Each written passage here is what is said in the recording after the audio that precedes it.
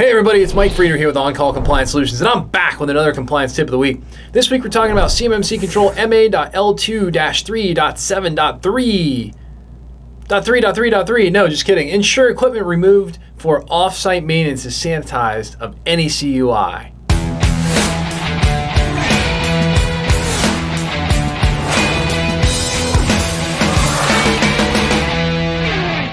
So hey, if you're a defense contractor who's feeling overwhelmed, tired, and alone, trying to understand all of this CMMC, DFARS, and NIST SP 10171 compliance stuff on top of an already colossal workload, well, I've got great news for you.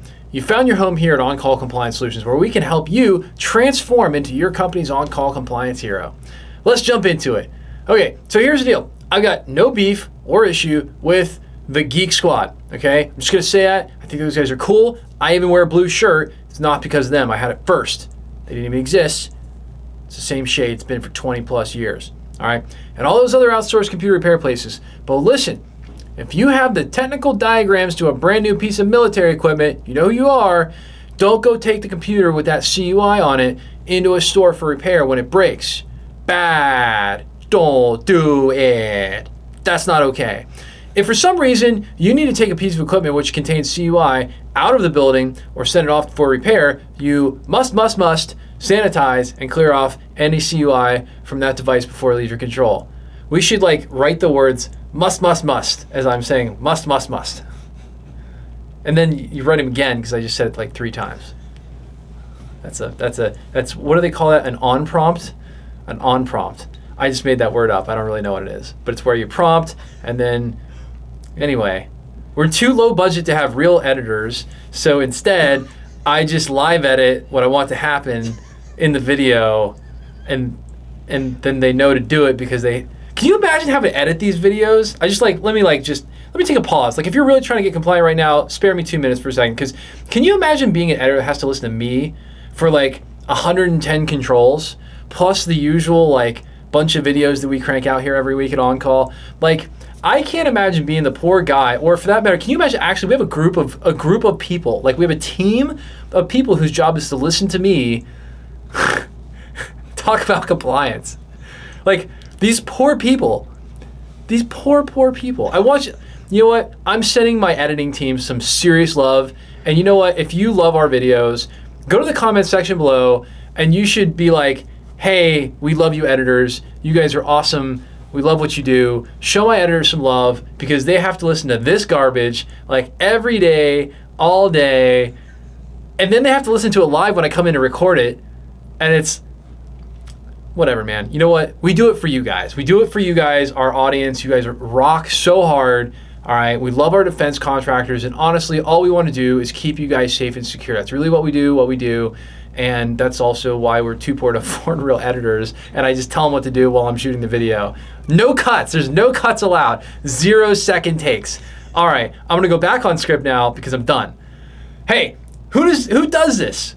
That's the other thing too, is if you're watching my videos, you have to deal with my diatribes too, kind of like my editors do. So I think that's fair, right? You get free content. I tell you how to get compliant for free. You just got to listen to me blabber for a little while and make really dumb jokes.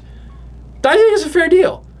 Anyway, who does this? Well, believe it or not, lots of people, all right? Here's another great example, okay? Copiers. Right now, you probably have a copier out there somewhere in your office, or maybe many of them. And yes, we all thought they were dead with Adobe Document Cloud. But it turns out that people are really hard to change. And they love killing trees.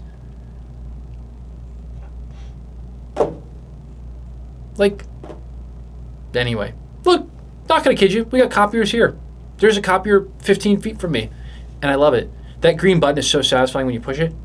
And the really big copiers, the expensive ones, and they spit out the paper, just boom, copy. Anyway, so hey, every time you photocopy that CUI, filled purchase order, guess where it stays? Oh yeah, baby, right on that copier. All right, on the hard drive in your copier. So, there's a lot of different examples of this, but the bottom line is you have to sanitize or wipe the data before it ever leaves secure hands in your facility. So very important, and as much as I say and emphasize how important it is, the reality is it happens by accident all the time. So let's see what the assessors are looking for on this one. what the assessors are looking for is they want to determine if equipment to be removed from the organizational spaces for offsite maintenance is actually sanitized of any CUI. Great place they might go look is your IT offices, right? They have a bunch of computers in there where the hard drives are pulled out.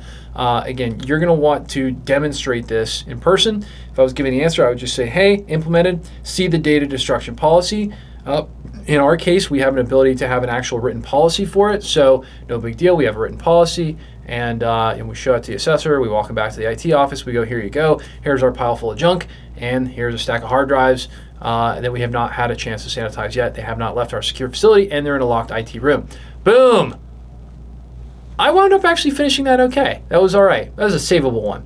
And just like you, right? You're savable too, all right? And on call, we work with defense contractors just like you who've had this DFARS, NIST, ITAR, and CMMC compliance stuff dropped in their laps like a seagull on a sunny day. All right, and we teach you how to level up and be a proper on-call compliance hero for your company, eliminating gaps, gray areas, and getting this solved, all while showing you how to leverage compliance as your secret weapon to land more defense work with higher profit margins.